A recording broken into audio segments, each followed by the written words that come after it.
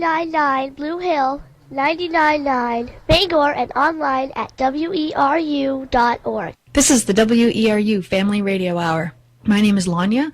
I'm here on the third Saturday of each month. This month, for Halloween, I talked with Tom Burby, author of the young adult novel The Last Boy on Earth, and Brian Estes, the illustrator. Both teach at Brewer Community School in Brewer, Maine. The book is set in the greater Bangor, Brewer, and Bucksport areas. We and the characters will face real-life and fictional scary things like monsters, abandonment, growing up, death, and even Santa Claus. We will also hear Tom Burby's wonderful readings, starting with the introduction. From the Journal of Brady Smith. You see, there was this boy, and he ruled the world. Everything belonged to him now. As far as his eyes could see, he was the only one left alive. Now you might think he was pretty upset about the whole situation, and for a while he was. There were dead bodies and nothing but desolation, and it's true that he sat around and wished that he was dead too. For a long time he wondered why he remained while all the others were taken. And then he thought, it doesn't matter why. It just is. And anyway, sitting around just got boring. So he equipped himself with tools and weapons and set out with his faithful sidekick to see what there was left to see and do what there was left to do. He wasn't disappointed, because since the fall of humanity, the world had changed in 1,000 different ways too small to notice at first, and some so fantastic he couldn't believe it. As the days passed into weeks, he discovered something amazing. They really are monsters in the dark. I am that kid. My name is Brady Smith, and I'm the last boy on Earth. So I'm here with Tom Burby, author of The Last Boy on Earth, one of my new favorite books, and Brian Estes, the illustrator, one of my new favorite illustrators. And they're going to talk about The Last Boy on Earth, and hopefully the next book, which you just said is called The Last City on Earth. Yes, that's right. When I was a boy, the most delicious part of growing up to me was getting to be 13 years old. And I felt that that was a rite of passage just because I had lived that long. And I happen to have taught 13-year-olds, 12 and 13-year-olds for the last 27 years, and I've watched them all, thousands of them doing that same rite of passage, where all of a sudden you're not a small person anymore who requires all that supervision. The idea is that there is a world out there that isn't controlled by our parents. Brady stared out of the window towards Wilson Street for a very long time, analyzing the world, sorting out what he could eliminate. There were no cars rolling down the road. There were no people walking on the sidewalk. There were no airplane contrails in the sky. He opened the window to listen. There was a quiet that covered everything, a silence in the midst of a world that was once buzzing with the sounds of movement and life. Here and there he could hear the barking of dogs in the distance, all muffled. No sound of civilization, no honking of horns, no sounds of jets landing or taking off from Bangor International Airport, no loud thumps and bangs from the 18-wheelers with their loads of wood chips and pulp as they hit the pothole by the Irving. One thought stabbed at his mind like a knife. It poked at him, and he kept fending it off. But he knew, in some small, strong place within him, that he was right, even though he had not yet proven it. It was the day after Ragnarok. The gods had fallen. There were no people. That world that's out there is waiting for us, and it's actually calling to us. And we want to answer the call, but our parents are keeping us as safe as they can in this dangerous world. But when I was a kid, our parents kicked us out of the house and told us that, to come back for supper. Yeah. And I grew up in Caribou, Maine, which was probably a pretty safe place. The only person who would hurt me there might be an animal, I suppose. We lived way out in the country. But the idea stuck with me growing up that it would be interesting to have to survive in a world that had somehow been deprived of people, and that I would be alone, and that it would be terrible. But at the same time, when you're 13 years old, you would get over the terrible part long enough to think it was cool to get in a car and just drive. And you would own everything, too. That would be the other thing. And so in this book, the point is that no matter where you are and how low things are, you can still take control of your life. And that the rite of passage you have to go through, that everyone has to go through, is that moment when finally you realize that your choices will affect your future, and that there are some choices your parents can't make for you. From the Journal of Brady Smith. So there I was, just wandering around the streets of Brewer with no place to go that was better than any other place.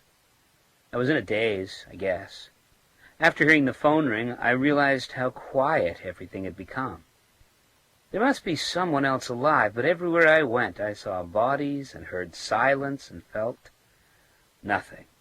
No anger, no fear, no sadness. The pandemic did its job well.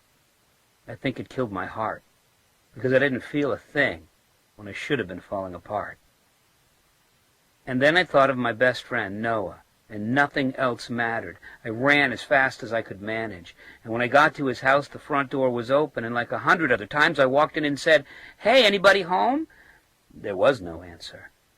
I walked slowly up the stairs, saying something like, "Hey, it's me, Brady, are you guys okay?" See, Noah and his family, they treated me like family. I didn't know what to think. I mean, I knew what I was going to find, but I had to see it with my own eyes. Noah's mom and dad were there in his room, slumped over the bed, as still as statues, obviously dead. I'd never eat another whoopie pie with Noah's mom, or shoot baskets with Noah's dad. And who was that person under the covers? Was it Noah? Was he? I didn't want to look, but I forced myself. I peeled the covers back from his face and looked down on the face of death. I could tell that Noah had been dead longer than his parents. How long they had lingered here near the body of their son I'd never know, but my best friend's body was already in a state of decay. I found my stomach rise into my mouth, and I turned away and threw up. I ran out of that room and down to the front steps, sat down, and cried. If the whole world was standing in front of me watching, I wouldn't have cared. I would have cried even more. I sat there crying for a long time. I felt my emotions returning with a vengeance. I was Beowulf seeking Grendel. I was King Arthur facing Mordred on the battlefield at the very end. I was Frodo at the mouth of Mount Doom with the ring in his hand. I was Gilgamesh on the walls of Uruk, and Thor guarding the Rainbow Bridge from the Frost Giants. Lex Luthor was holding a chunk of kryptonite near my face, and I was Kal-El, defeated and weak on the floor. But all of these heroes had someone or something to blame, a malevolent force that caused their troubles. All I wanted was someone I could blame for all of this death, loss, and pain. Someone was to blame, somewhere. Someone had to be to blame. If I ever find the monster who did this. It is a book about, of all things, in the end, there's death in it. Obviously, It starts out that way. Yeah, and in the end, the power to save the world comes from those who have already died. And that's another thing with kids, of course. We avoid talking to them about death as much as we can, because, in my opinion, we're all children when it comes to death. We don't really understand it. We imagine our own death in the third person. That's what Freud said. We never think about death until it hits us really hard, and then we're always shocked by it. Yeah. And then we don't, if you grew up on the farm, I suppose, it's not as big a deal as if you're a city person, because everything was always dying on the farm because you were killing it and eating it, but it's not the same, I think, in the modern world. We distance children from it, and they want to know about it. And when they're 13, they really are interested in it, and they would like to know more. They're afraid of it, but at the same time, they're ready to start thinking about it. So. Do you think your books can help them start thinking about it? I hope so. Yeah. I hope so. I hope they start to wonder, at least. I hope they start to think that they have a limited time engagement here, and that no one gets out of here alive, and that they better make the best of what they have. Yeah. I don't know if my book will, but certainly that's just a general hope I have for humanity. You know. Cool. In this book, there is no magic. There's just imagination. It's not a typical fantasy where there's a wizard with a wand. It's a young man who looks at things and turns his head and this puzzles it out, and then uses his imagination to come up with a creative way to solve it. And that, in its own way, is magic, if we just remembered that. So I think young people like the book because they wonder what it would be like. They know they're on the edge of a vast frontier called teenage years and adulthood, and we all remember those possibly as terrible years we'd like to forget, but for them, they're very excited. And then I think when the adults who read this, and you're one of them, get into it and start enjoying it, I wonder sometimes if it's because they remember what it was like to be out in a world for the first time that their parents weren't controlling, and that it's kind of interesting to be out there on your own. When I first got my car when I was 15 or 16, and started driving, that was it for me. I was free. And I think that this book is about finally facing the choice of being free and being free with responsibility. But my book's a fantasy. Plus, it takes place in Maine. I mean, it takes place in the Bangor Brewer area, and all of the different places that we're so familiar with if you live here take on an added meaning because the boy, the main character Brady, decides to rename everything. Mm-hmm. He doesn't know the names of all the little streets, and he decides that it doesn't matter if it's called Poplar Street or Main Street, that he has to come up with names that matter to him. And in renaming everything, he gives everything almost a totemic kind of new power. Because when you name something, you have power over it. And I think that is part of the magic of the book. And I think one of the coolest parts of the book, of course, is he has to find a safe place to live because there are monsters that have emerged. And he decides to live in the Bangor Public Library, which becomes his fortress because it's made of heavy stone and it's very sturdy. And more important than anything else, it has books in it, because he really misses his Xbox and his internet. And all he has left are books. Also, all the amassed knowledge. Right, like he researches things to help him survive, right? Absolutely, absolutely. The next book that spoke to him was the autobiography of Benjamin Franklin. He touched it, and it didn't say anything except, yes? It had actually asked him a question. The other books were all expository in nature, but this one was interrogative. Brady found himself speaking back to the book. "Oh, sorry, nothing. I was just passing by." He felt a bit foolish until the book answered him, which meant that there could be a conversation, something books didn't always do all that readily.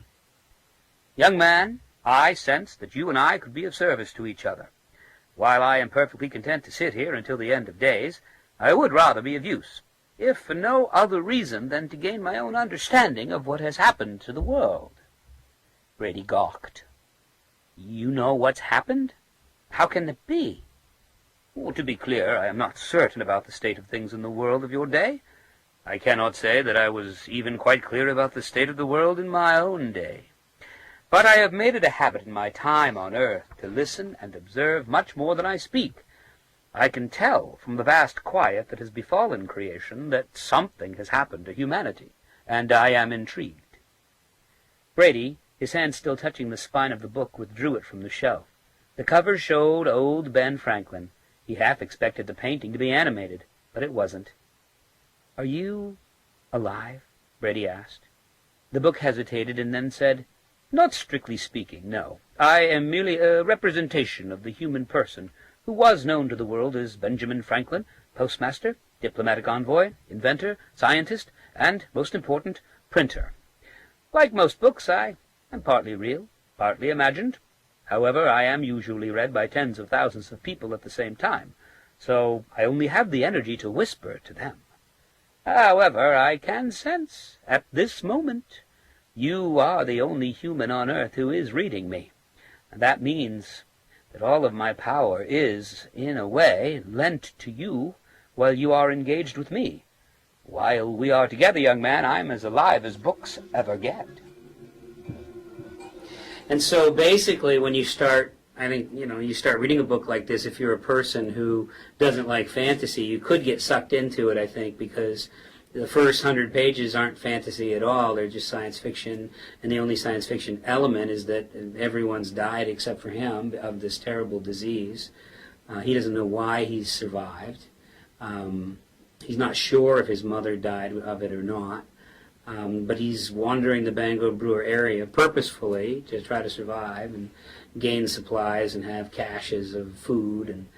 And then he begins to see things out of the corner of his eye that shouldn't be there. And maybe he's going crazy. Maybe he's really seeing them. Yeah. I'm not sure. As you read it, you're saying, wow, this poor boy's going insane. And I'm going into his madness with him. And then you realize, I hope, as you get into it, that he's not going insane at all, that he's actually seeing things, maybe for the first time, the way they really are. I think that if this book had a wizard, it would be the character, the engineer, who still knows science and can rebuild things. Is it the radio? Yeah, it's the they use ham radio to contact the other people on Earth. He thinks he's the last boy on Earth, hence the title, until he finds a young girl who's, well, older than him, actually. She's a little older. She's like 16. And she's a lot tougher than he is. He's really a lover, not a fighter, even though he has to fight. But she's a fighter, and she's very strong. And she determines, and she finds out, that she's more than she thought she was, too. Basically, in a nutshell, in this book, when everybody dies, the power of imagination still exists, and because it is focused on just the few surviving humans who have made it through this world I call the abandonment, this power of imagination latches onto them, and they, without knowing it, can imagine things more powerfully than ever before. And there's a monster that arises out of the boy's imagination that is a pretty cool monster, and it's all well illustrated by Mr. Estes. And they have several battles, one that takes place in the top floor of a medical center, which shall remain nameless. Grendel stood upon the roof of the hospital and watched the storm he had summoned with great satisfaction. One might even see a hint of glee upon his face, albeit a wild and undisciplined glee.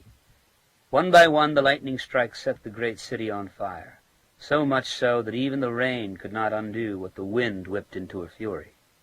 The great city, once known as Bangor, was burning.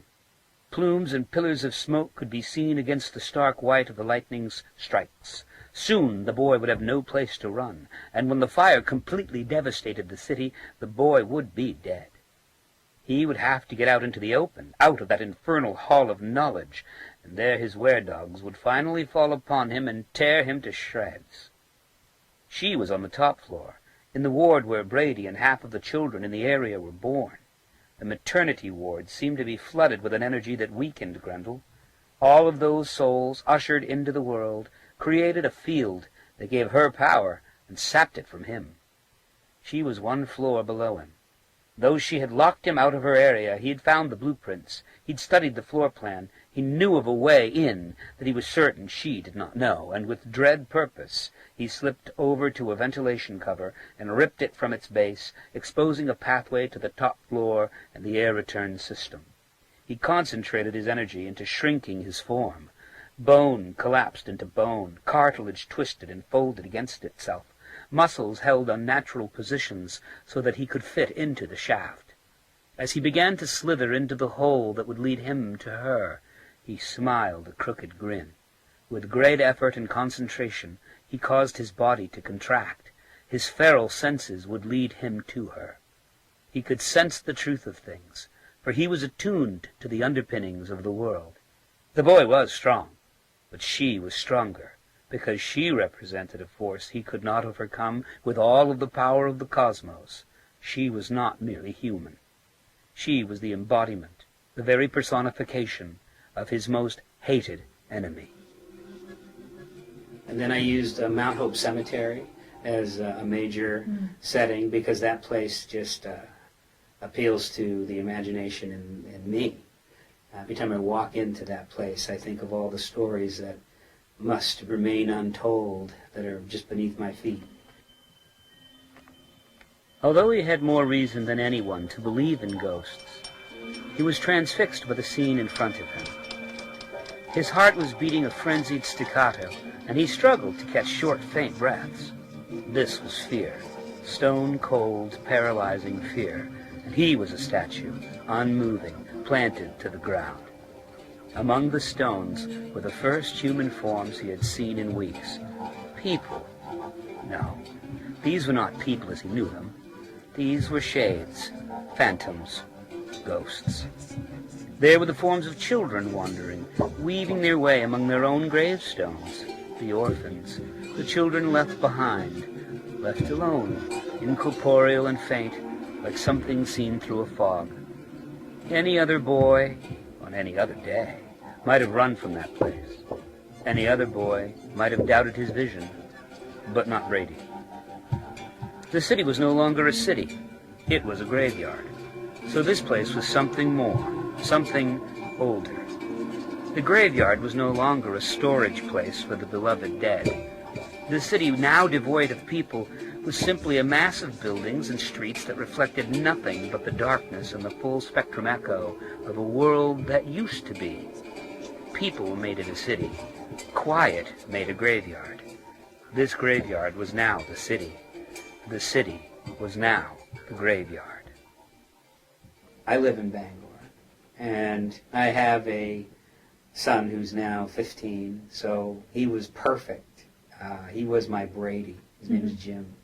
And so we would go for long walks. My son's a walker, loves to walk. And so we'd go for long walks, even in the winter, throughout the city of Bangor.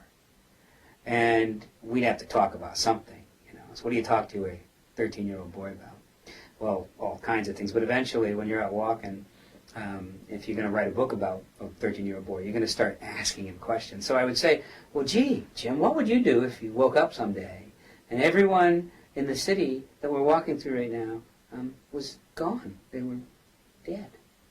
How would you manage? And he said, well, I'd probably just kill myself. And I thought, no, you can't do that. You have to survive. And then we talked, and so I just kept picking his brain about what he would do if. And of course, the first thing he would want to do is drive a car, and then eat whatever you wanted, and sleep wherever you wanted, and everything belonged to you, so you could take whatever you wanted, and you could do as much wanton destruction as you wanted. It wouldn't make any difference because there were no people giving you any pressure, and it wouldn't just be adults watching over you, watchfully pointing their fingers at you. It would be no peer pressure either. Right. Yeah, you could skip down the street and look like a total fool if you wanted to. No one would know because no one would see. And you're not a fool because there's no one there telling you you are. Right, exactly. And you It's just survive. perfectly normal. Yeah. So to have the freedom of doing that would be pretty cool. This would be a great movie, your book. Yes, Do you have any... if you know anybody who makes movies, you should mention this to them. It's a scary book, so I was wondering if Stephen King has read it. I would not know if Stephen King has read it. I would hope that he would because it takes place in his city. Yeah. And it would be, I think it'd be a cool movie. My students were saying that today to me. One of them was anyway. And I said, yeah, you know, if I could have that made into a movie, I would probably not have to teach anymore. But then again, teaching probably is the genesis of this book, because I wouldn't understand kids as well had I not spent most of my life with them. And so all I really want to do now is keep teaching and keep writing books like this for them, because I think it speaks to adults as well. Certainly it gets, a lot of my boys have read it, and that's what I wanted to do with it. You know, I'm going to keep my day job, as most writers do, but I'm sure going to have a lot of fun with it, and we are working on the sequel. And we live in a great state for ghost stories. So, you know, we need more ghost stories from Maine. I live in Bucksport, which is a very Halloween-oriented ghost port, all that. It's an amazing place. I love Bucksport. And that's why, you know, that's why the heroes live there. Because of that bridge, but also for other reasons. You know. Didn't you write some of it in Bucksport? I actually wrote, in Bucksport, there's, first of all, if you've never been to Bucksport, you need to go to Bucksport, because it's one of those great, quiet little towns that you don't hear a lot about. But they have a promenade you can walk along down by the bay, and then you can go across to Fort Knox, or just look at Fort Knox from a distance. And the bridge is such an amazing thing to look at.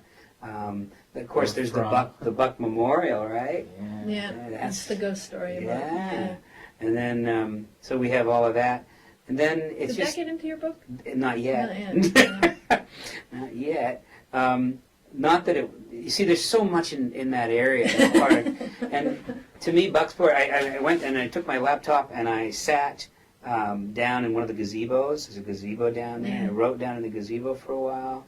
And then I had a friend who runs a martial arts school, Ron Campbell, and I used to go in his office, which looks directly out onto the bridge, and sit and write. It was the best place ever, because I was there. The entrance was a decorated metal double door inset into a massive granite lintel. The entire lower part of the structure had been constructed from Maine stone, the very bones of the earth. Looking up, it appeared to Brady as though this structure was even taller than he remembered, as though another, nearly invisible section projected from the top of the visible structure, reaching through the sky and clouds toward the void of space, a spire continuing like a mathematical line into infinity. "It's just your imagination," Kaylee muttered, as she took up a place next to him, both of them looking skyward. "You see it too?" he asked. "Just keeps going and going, doesn't it? All the way to heaven," she said. He couldn't deny his vision of a tower stretching upwards into infinity. "That's impossible." She smiled at him and said, "Yeah, I know. That's why it can't be real. Can't be real if it's impossible, can it?"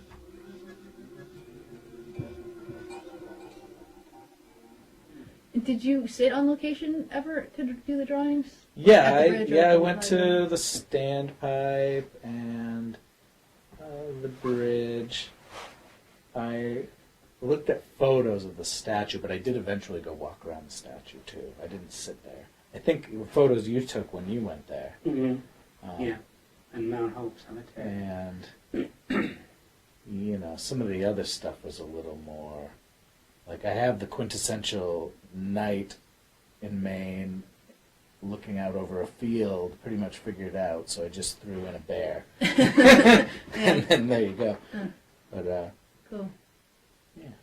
So I love on the cover how, like you were saying before, how the monster is just a shadow of the monster, like, because like you were saying, it makes it scarier to then, for me, then just like see the actual monster. Was that like a conscious decision, or is that just? I've always liked that sort of thing. A lot of times it's, I mean, I think of the movies from my childhood, like Star Wars, and you know, he went in later and put in new footage using digital technology, and I almost think it took away from it because you couldn't see the monster. You could only see the arm because that was all they could do. But only seeing the arm made it that much more scary. What is it? And your mind runs away with it.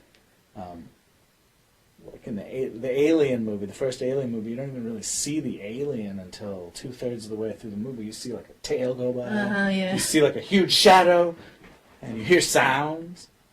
And then your mind has to fill in the gaps, and maybe what you're thinking could even be scarier than what it actually is.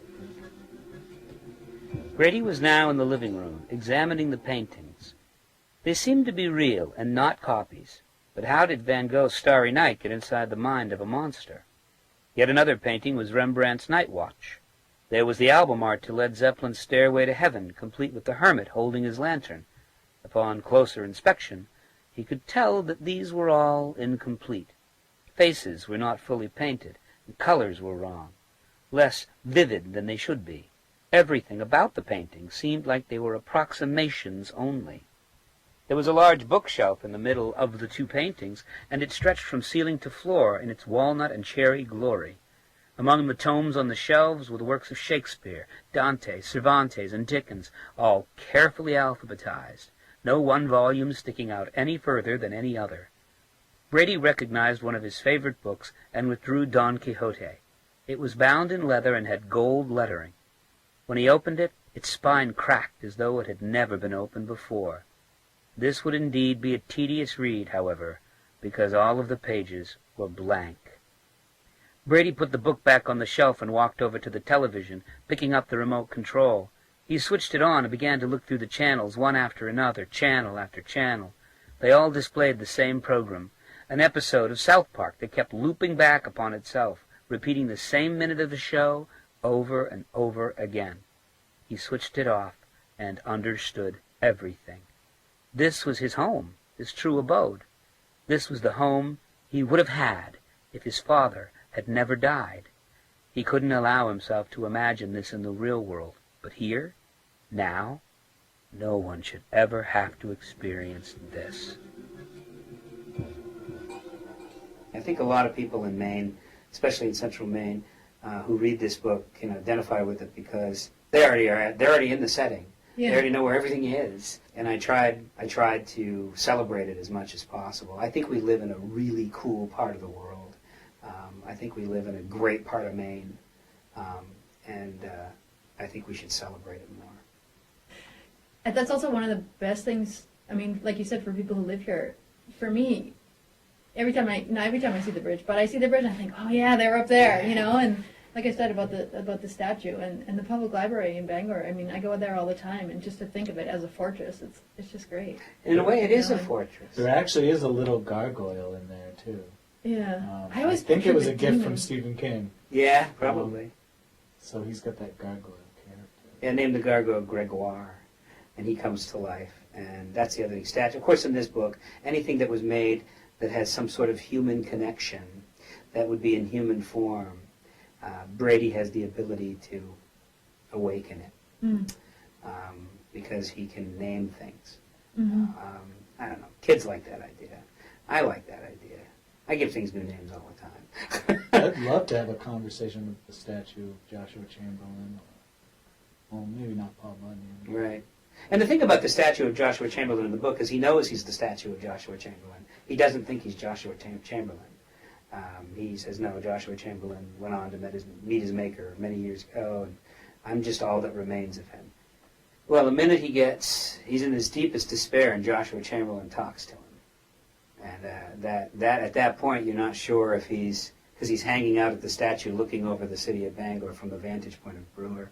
And it's a beautiful view. Bangor has all those church steeples, and it's a lovely, I think Bangor's a lovely, what's the word? Skyline? Yeah, it's got a lovely skyline. But he's sitting there pretty down, and because he's been trying, he's just not working. And then the statue talks to him and reaches down and puts his hand on the boy's head.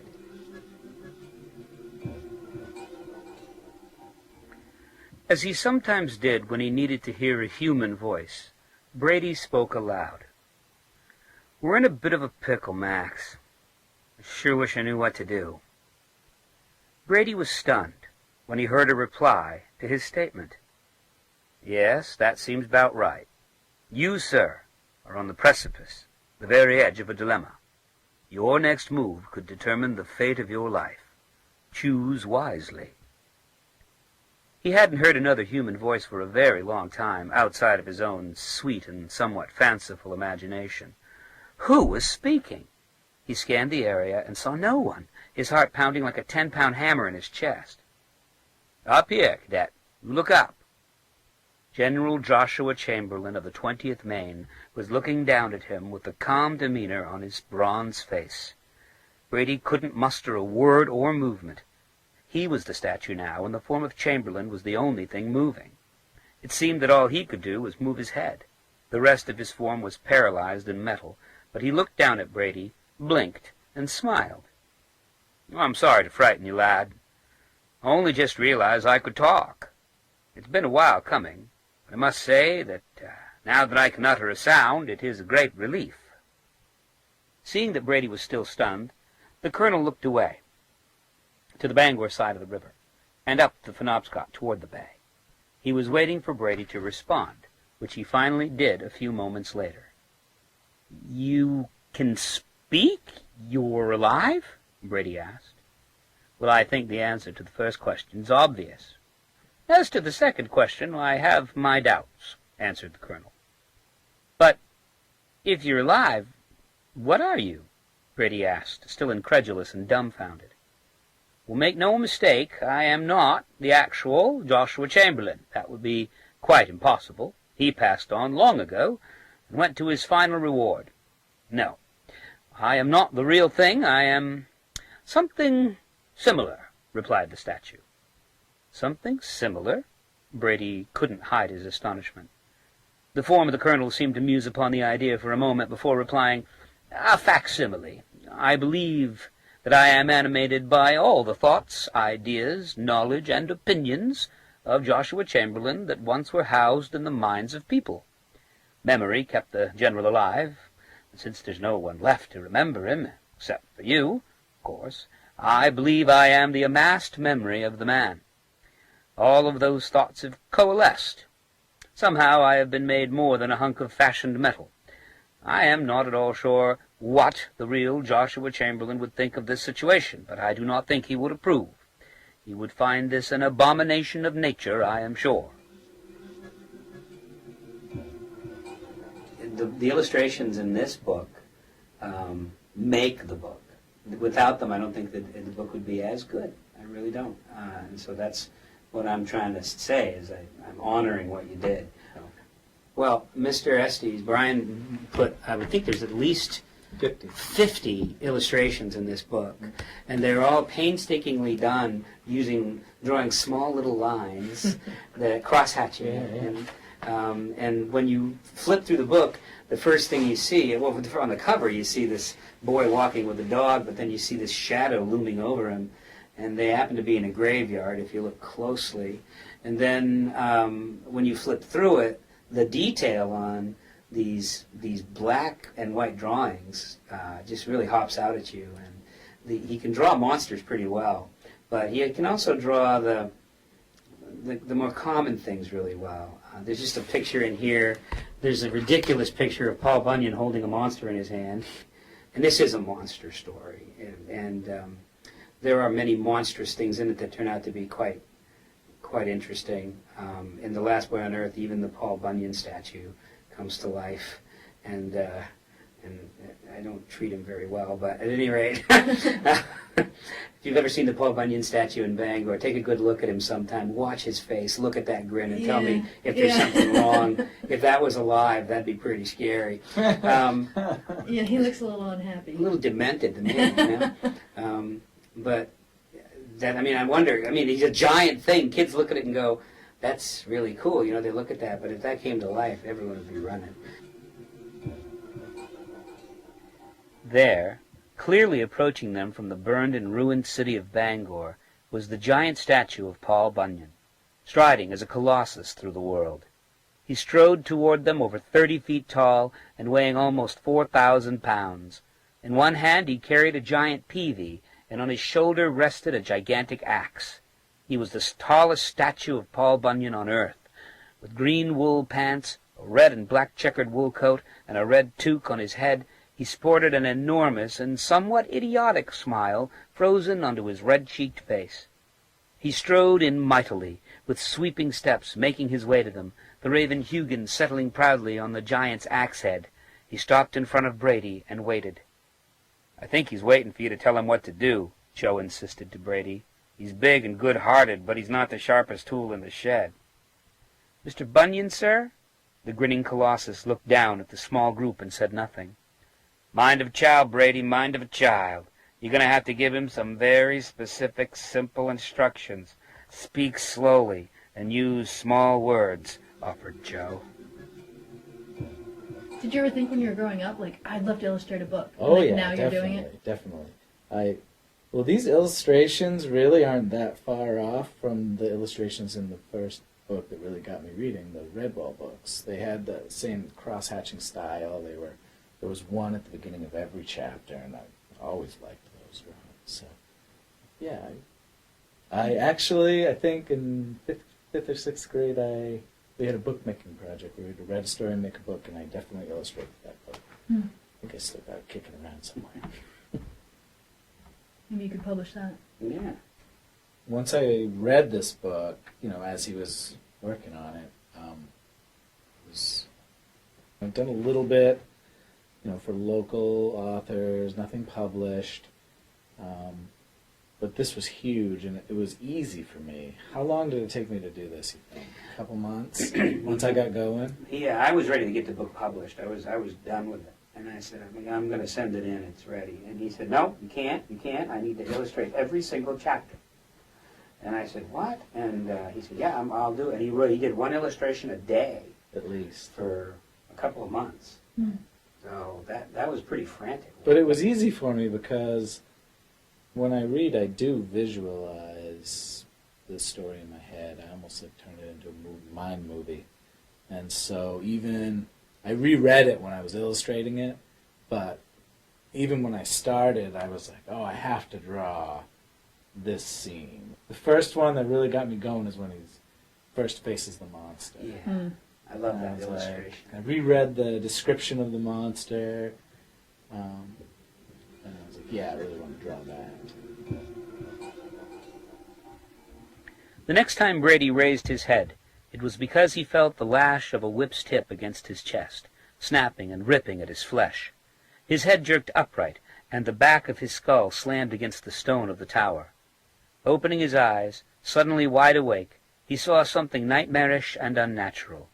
Fenris, the alpha were-dog, was standing in front of him, and in his hand was a long rawhide whip. Then realization came thundering into his mind. His hand! The were-dog no longer had a right paw. In its place was a human hand, complete with opposable thumb, holding the whip. When the were-dog saw the look on Brady's face, he snarled, curling his lip, and let go another snap. The tip of the whip carved a gash in Brady's left cheek, the blood flowing in a line punctuated by minuscule red drops. "Awake now, little boy. Did you get enough sleep?" asked the were-dog. Around the stone tower in the darkness sat a mass of were-dogs, and at Fenris's words they barked and howled their pleasure. Fenris seemed more human than dog now, but the others were still more canine in their frames. "He wants you awake, my master does," continued Fenris. "You know what's sad?" asked Brady of Fenris. "You probably used to be a good dog. I bet some little boy or girl really loved you, took you on walks, played with you in the park. I bet you fetched balls and caught frisbees.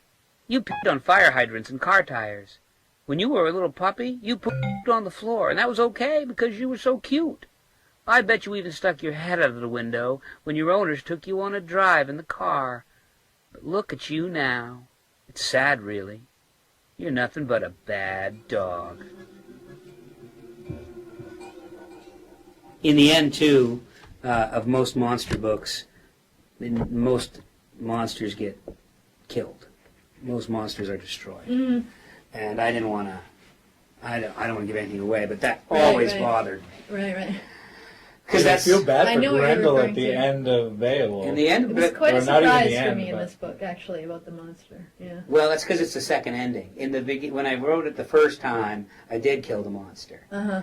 And then I read it to myself, and I thought, it's so easy to just kill the monster. And that's our first impulse, is just to kill whatever's bugging us, Uh-huh. and to destroy it, instead of to understand it. And so a lesson that I wanted the kids to come to learn, even though I don't know if they've learned it, but I learned it. good, is try not to kill everything. Subconsciously. Right, and you don't have to always kill the monster. Try to understand the monster, and if you can, try to leave the monster alone, or if you can, try to help the monster not be a monster. It's the same as I read the sequel, which I get to read early. I have it in my mind already. There's this great scene that I want to draw, and I won't say what it is because it would spoil it. It takes place at the Portland Headlight. Cool. And it's going to be pretty cool. I definitely have in my head the cover. Oh, you do And already? have for since before I read the first word of it. I just knew where he was going with it Yeah. a little bit.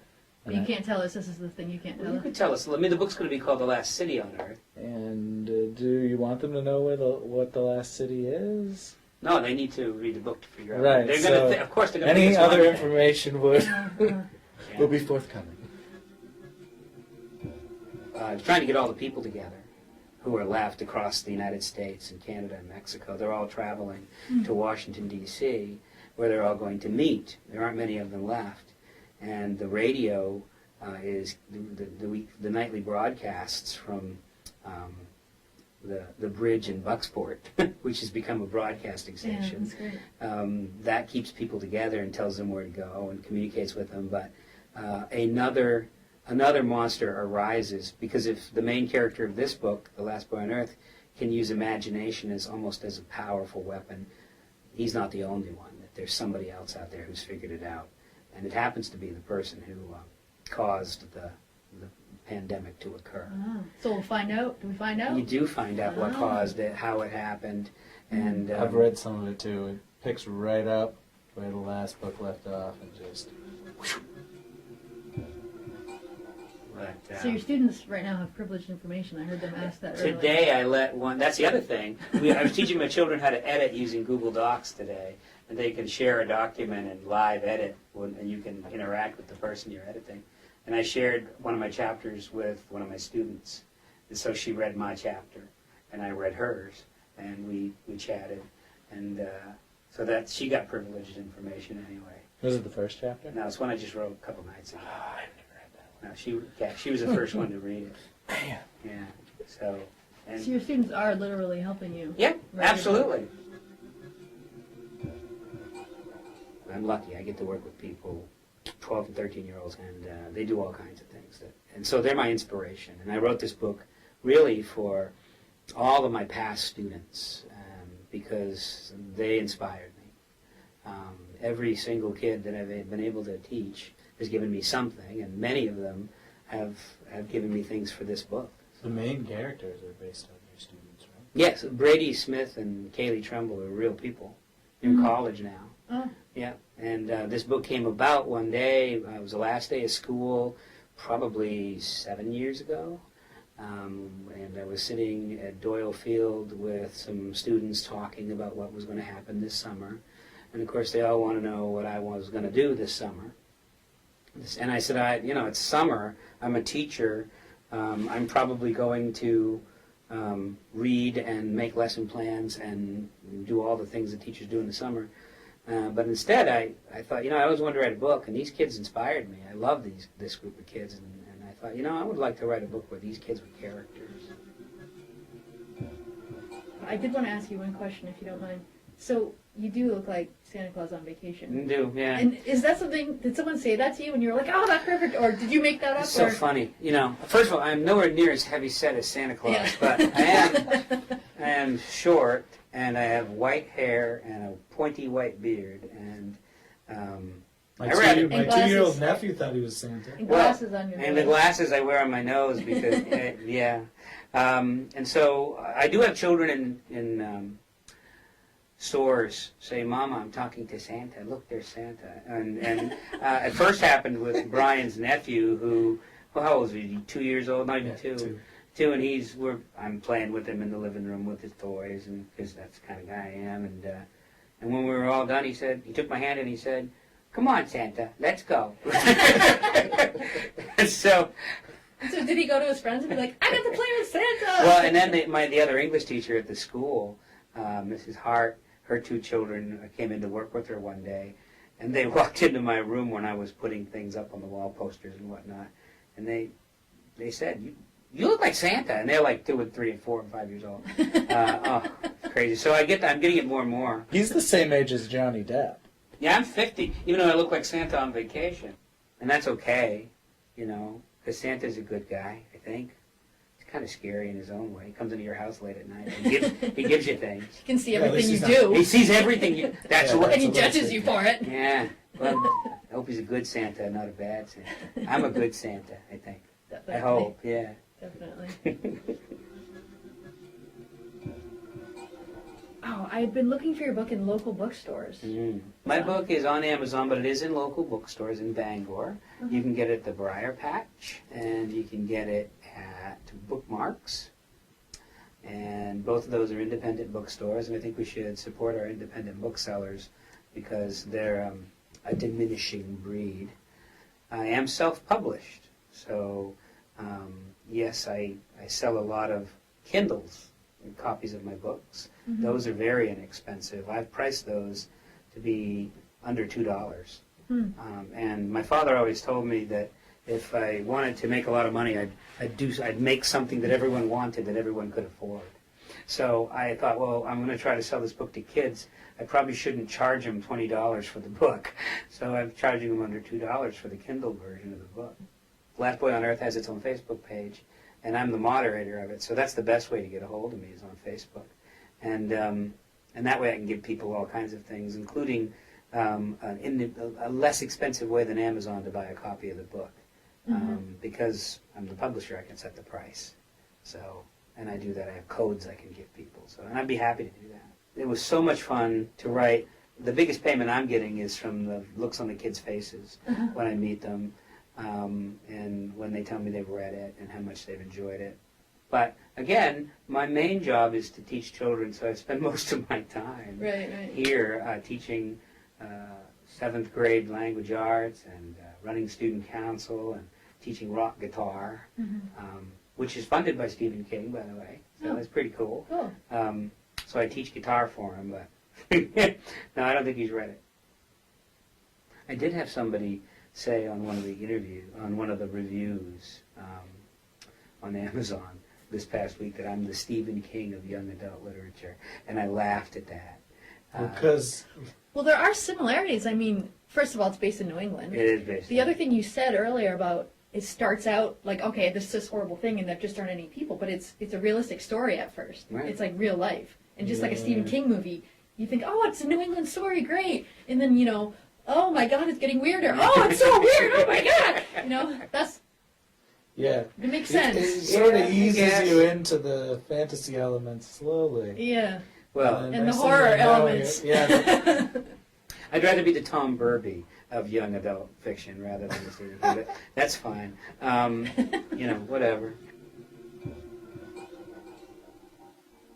I always wanted to write a book. I think since when I was in 7th grade, I thought it'd be nice to write a book. So I went to college and I got my English degree, and nobody taught me how to write a book.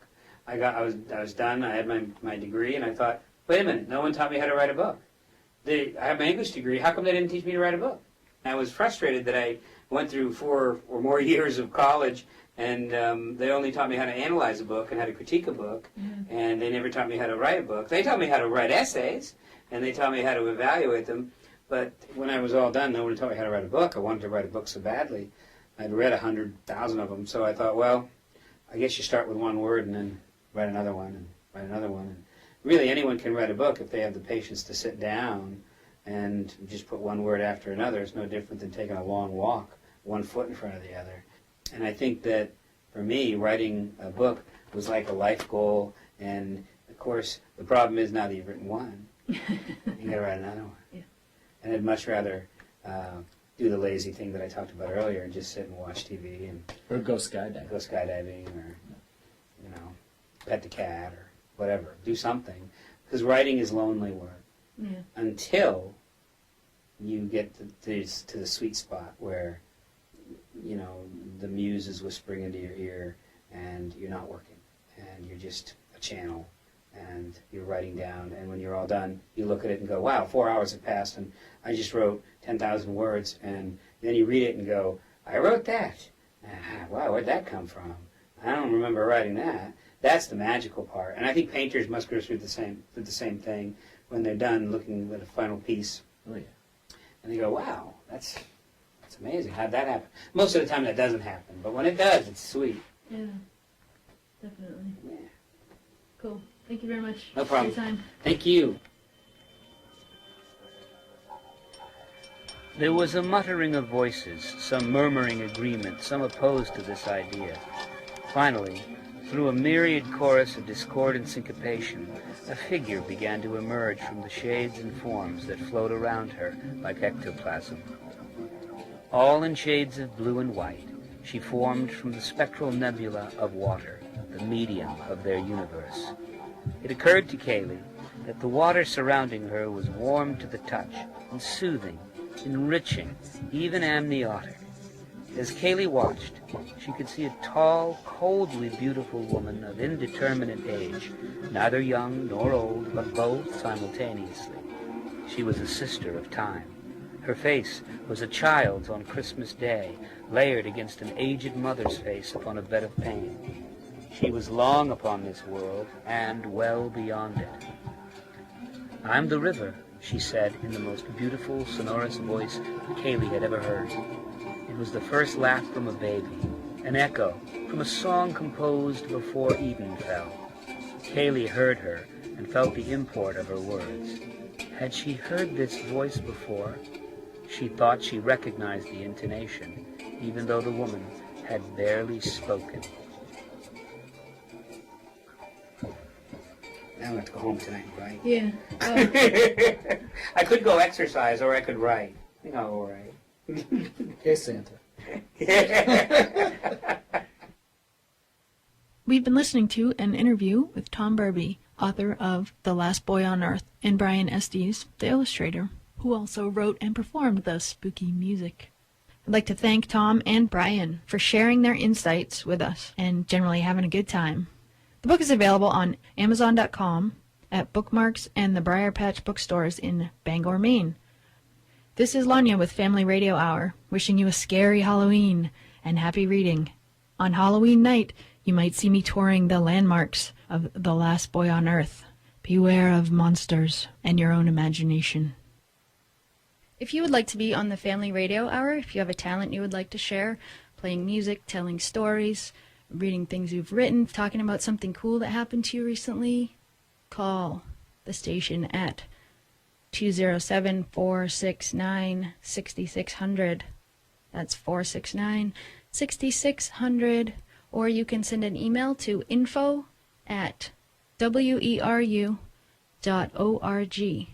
That's info, INFO, at weru.org. Hi,